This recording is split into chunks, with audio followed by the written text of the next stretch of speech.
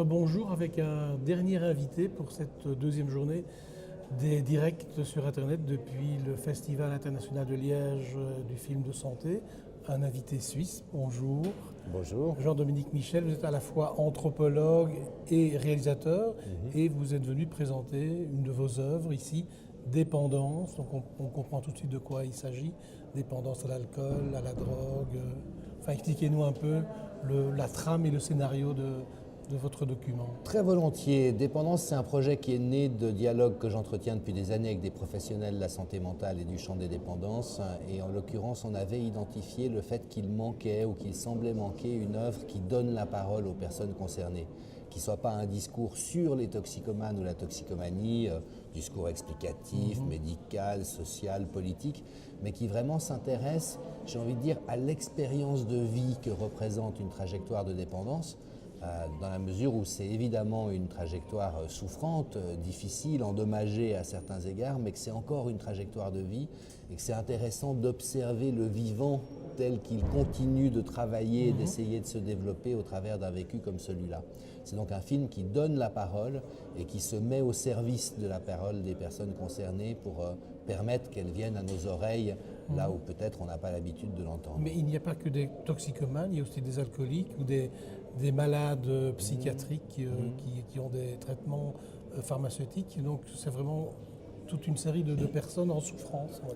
Oui, et autour de cette vision qui se développe de plus en plus, qu'il y a une très grande similarité en fait dans les processus pathologiques et les trajectoires de vie des personnes alcooliques, dépendantes de la drogue, dépendantes du jeu, avec aussi, je dirais, des recouvrements avec le domaine de la santé psychique. On sait que le taux de dépressivité, voire de troubles de la personnalité sont particulièrement élevés chez les personnes toxicodépendantes. Donc effectivement, il s'agissait non pas de prendre le profil d'un toxicomane pur, qui d'ailleurs n'existe pas, n'existe plus si tant est qu'il n'a jamais existé, mais plutôt de montrer la variété des situations dans lesquelles des individus peuvent se retrouver confrontés à un vécu de dépendance. En tant qu'anthropologue, vous pouvez dire par exemple que certaines catégories de gens sont plus enclins à tomber dans ce genre de travers ou de problèmes? Bien sûr. En termes de santé publique, on travaille sur des notions statistiques de prévalence avec des groupes à risque, des facteurs de protection. Mais après, évidemment, que ces déterminants macro, j'ai envie de dire, socio-culturels ou socio-économiques, ne sont jamais déterminants par rapport à une trajectoire individuelle.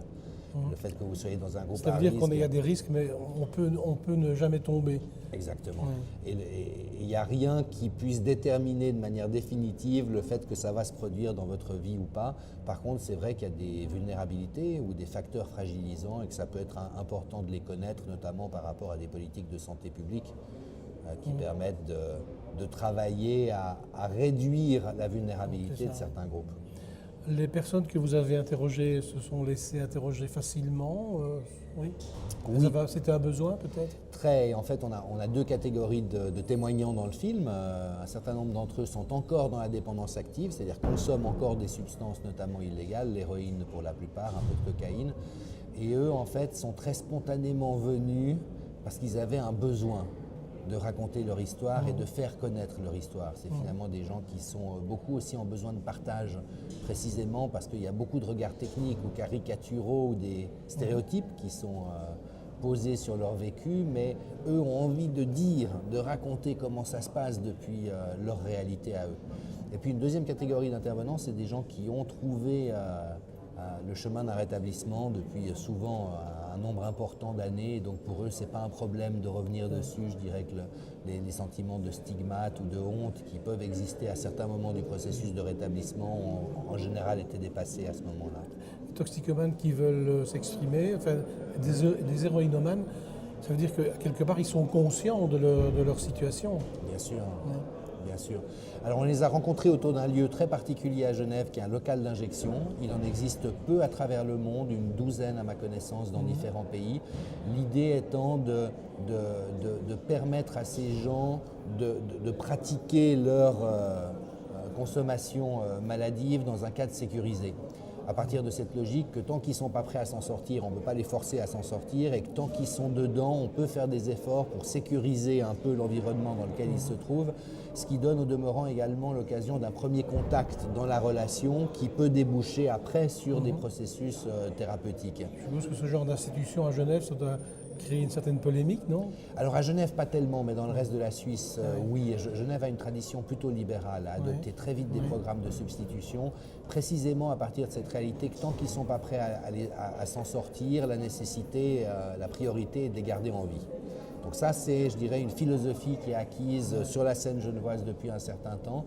Par contre, c'est vrai que le fait d'organiser les conditions d'une injection pose des questions éthiques et déontologiques tout à fait importantes, et que ce débat voit différentes positions s'exprimer, certaines pouvant être naturellement très critiques par rapport à ça. Un mot sur les malades psychiatriques, disons comme ça, qui sont obligés de suivre un traitement pharmaceutique. À certains moments, ils sont aussi dépendants. Et qu'est-ce que l'on peut faire? Parce que on ne peut pas leur supprimer leurs médicaments, ou alors ils retombent dans leur maladie de manière plus grave. Est-ce qu'il y a des solutions? Tout à fait.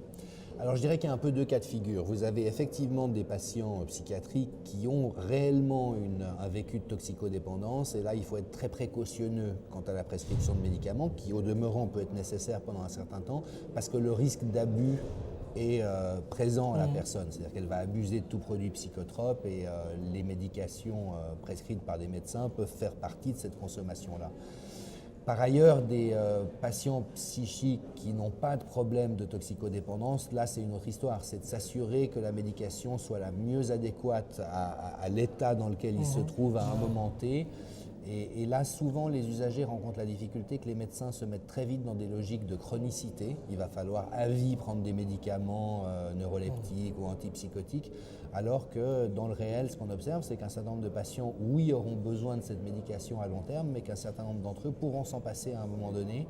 Et là, ils sont parfois en décalage, c'est-à-dire qu'ils ont à lutter contre le médecin qui, lui, veut continuer à prescrire, alors même que ça n'est plus toujours aussi nécessaire. Donc il y a, je dirais, une sensibilité de chaque situation individuelle qui demande à être respectée dans ces situations-là. Votre film, vous l'avez présenté tout à l'heure, il a été reçu comment par le jury et par le public? Alors je crois que les commentaires étaient très positifs. Je crois que c'est un film qui marque parce que la parole est très brute, elle est très dure. Mais en même oui, mais dure. Dur pour celui qui l'entend? Pas seulement, parce qu'en même temps elle est riche, elle est complexe, elle est épaisse, donc elle demande un petit travail de digestion. Et puis les commentaires positifs que j'ai reconnus, que j'ai reçus, il n'y en a pas eu de négatif, donc c'était assez agréable pour moi. Mais c'était le fait qu'on n'a pas souvent l'occasion de rencontrer le vécu de ces personnes, précisément à cause des prismes, des grilles de lecture ou des caricatures qui circulent. Et je suis assez heureux parce que c'était l'ambition du film, donner à voir et à entendre en suspendant pour un temps le jugement, mais pour pouvoir rencontrer. C'est la première fois que vous êtes à Liège, à ce festival? Oui, absolument, de santé, oui. Et beaucoup de plaisir à découvrir la région et ce festival. Je vous remercie, et puis on croise les doigts pour votre prix éventuel, donc pour Dépendance, qui parle justement de la dépendance de toutes ces personnes dont on vient de parler maintenant. Voilà, c'était la dernière interview de cette deuxième journée. On se retrouvera bien sûr demain avec d'autres interviews et d'autres invités. Au revoir.